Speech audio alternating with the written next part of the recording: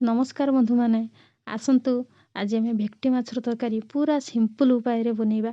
बहुत टेस्टी लगी था ये माछ, बहुत सुंदर लगी था। प्रथमे माछ गुड़ी को भल भाव धोई तापरे हलदी लूण से गोलई ताकू भल से सोरिष तेल रे भाजी नवा।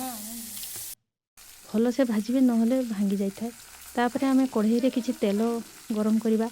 गरम हे गेला परे सेथिरे किछि गोटा मसला दालचीनी लवंग जीरा आउ तेजपत्र पकई दवा। टिके फुटीगला परे सेथिरे पियाज ऐड करवा। पियाज को भल से भाजी नवा।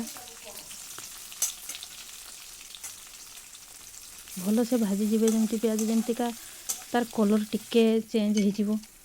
हल्का बादामी कलर हो गला परे सेथिरे अदा रसुण पेस्ट को पकई सेथिरे पुणी भाजीबा। भल से भाजी गला परे सेथिरे कटा टमाटो पकई दवा। कटा टमाटो को टिके भाजी दवा। भल से भाजी दवा। भाजी गला परे सेथिरे हळदी गुंड आ लंका गुंड पकई आउ टिके भाजी नवा।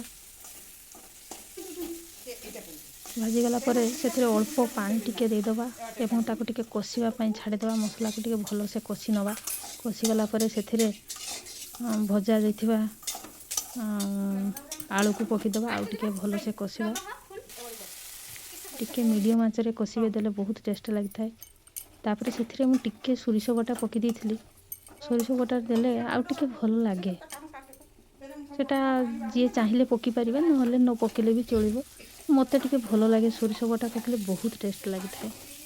विशेष करी देसी माछ गड़िया माछ ना तो ताको आउ टिके भल से कषि नवा टिके मसला को। तापरे सेथिरे गरम पानी ऐड करथिले।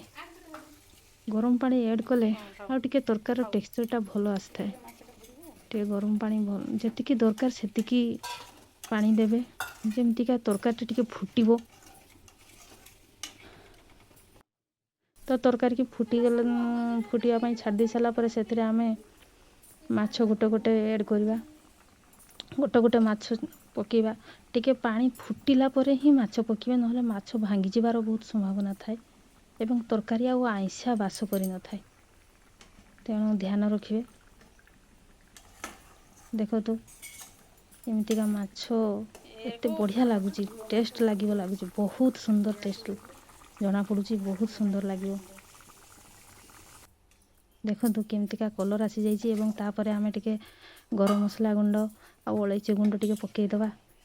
आपण माने याको घरे प्रस्तुत करिवे बहुत सुंदर लगी थाए। आपण माने निश्चित प्रस्तुत करिवे। रहूची बाय बाय।